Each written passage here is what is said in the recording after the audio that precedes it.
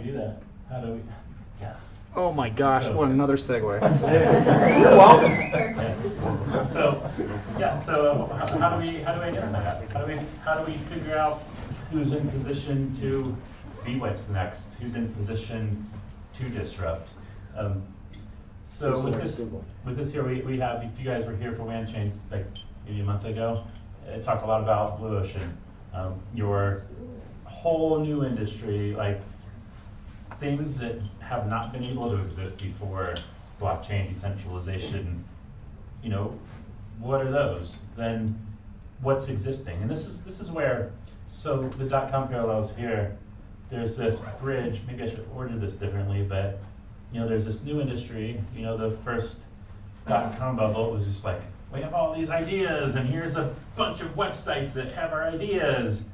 And then they got a ton of money, and then it was like real life set in, everything corrected, and then existing industry stepped in and be like, okay, this is real. Like, we're gonna start to use this now. And now, you know, real things started happening, things that people were already doing. Meanwhile, the new things, the real people that were able to do them continued to do them and did. And these are where the parallels lie now. There's a bunch of new things that were not possible that will come about. A lot of ideas. A lot of them will go away. And you know, now at some point there will come this correction. Maybe we're there, maybe we're not. I don't know when it's going to happen. But then this existing industry, like we can't deny this. I mean, they're going to come in and they're going to adopt and create their own tokens and adapt to it. So how does that work? Let's talk about it. How does the adoption work? Yeah, I mean, so what are the new, or we can talk about what are the new things? What are the things that do not exist now that will exist? And then what are the existing industries that desperately need this technology that are going to become better? Smart contracts will turn the entire industry of law on its head. Yeah, perfect one. And we don't see it a ton. In what way? Yeah, making money, right? But it will.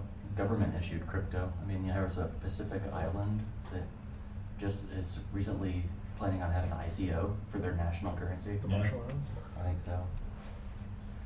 Yeah, absolutely. It makes a ton of sense for some governments. You know, we're already accustomed to stored value cards, right? I mean, Yeah. anybody who issues a stored value card could in theory issue a token and cause their stock price to just spike from nothing, right? Like in Home Depot, Walmart, Starbucks, anybody who has a loyalty Starbucks program, is going to be a big one. you know, Starbucks has to happen. It's almost like they have to. They're already they're probably 3/4 of the way there now. Their name's already half of it. Yeah, so what happens then when you have stored value in coffee? Does it become more valuable, less valuable? Isn't the future that we're one day going to be able to trade anything for anything? So like Starbucks, if I want to pay you in my Starbucks points and you want to receive dollars, you should have that option. Or I want to pay you my Apple share, or my Your piece of iTunes. this, yeah, or my piece of this commercial real estate that, like, hey, that building right there, I have some tokens in that, like, can I pay for dinner with that? Yeah. Like, I don't know, what's the That's business here? that's the new thing, right? Yeah, yeah. As long as Like, I I'm using it in a yeah. different way. I mean, we have REITs, but I can't pay you in REIT. Right. Like, it exists, doesn't mean that it's, like, liquid. So maybe that layer of liquidity on top of that is the new thing. There's going to be new players, though, I would argue, that are going to facilitate that exchange. Or I maybe guess. it's the existing players that Or, yeah, are could way be. ahead of it. Yeah. You know, those are the ones that are going to dominate. I think it's interesting too. I think that time, creativity, things that don't typically have a monetary value will soon be able to be given a value with blockchain technology. Yeah, just talent industry in general. I mean, the even social freelance media with the culture, blow up on privacy with Facebook the last few days with Cambridge Analytica. Yeah. They're talking about morphing their model to pay people for their content. And that's how important privacy and creativity is. Yeah, it's exciting, right? That's a great example. I could put the value of information in maybe the first slide, and then you know, a distributed means of obtaining that information can also be of value.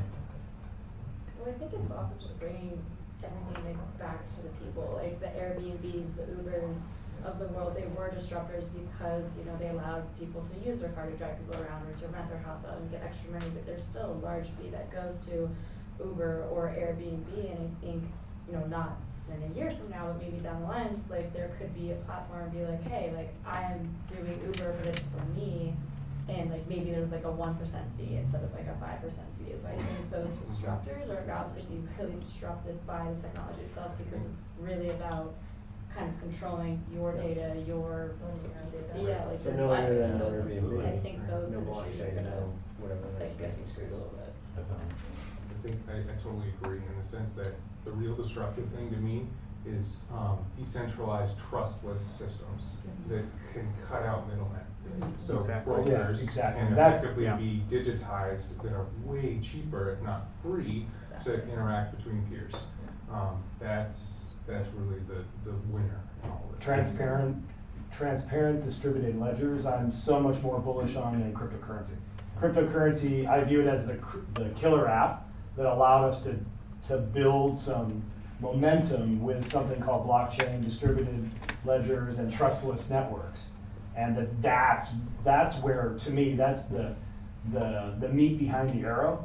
And right now, we're just going through the speculative, and crypto happens to be that one killer app that's allowing us to, it's HTML, it's the first browser that's breaking down the barrier for all the other stuff that allows, you know, disinterested parties to now cooperate and have transparency and have one system to measure how profits and revenues are generated, and that's revolutionary. It takes a lot of cost out of the equation. Yeah, and this is where I wanted to get with this, with, you know, very initially we started, so what's the incentive for decentralization?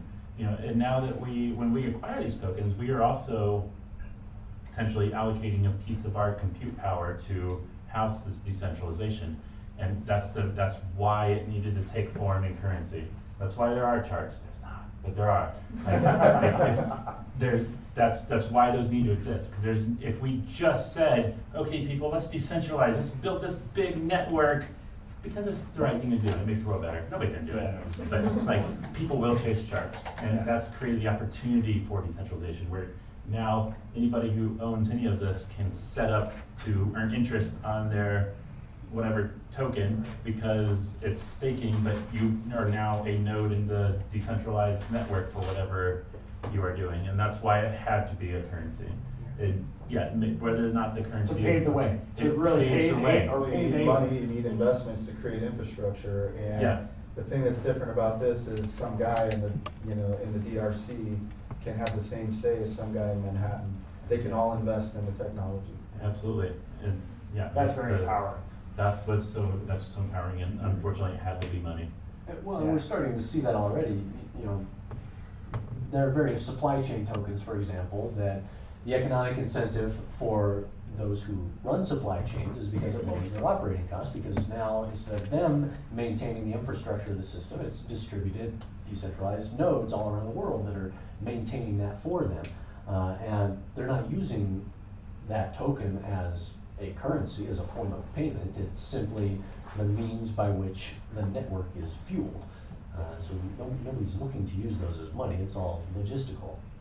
Yeah, but there's value, you know, there's some value to the companies for that decentralization. They will pay out some means of this. They'll share that. Yeah, they'll share that, and there will be income for you. Yeah, if they have to pay in that token to the node holders, then there's that And going we on. think about private keys as only, you know, you have your private key to make a payment, but what if that payment, that thing you're sending out to the world, deletes all of your private data?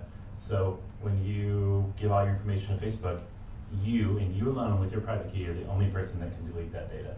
And when you do that, you know, because of this infrastructure, that even Facebook can't keep it, because it's coming from this decentralized source.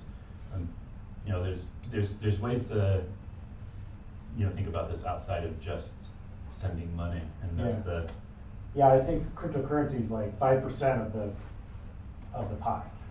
maybe money makes the world go round, though, right? I mean, it's who knows?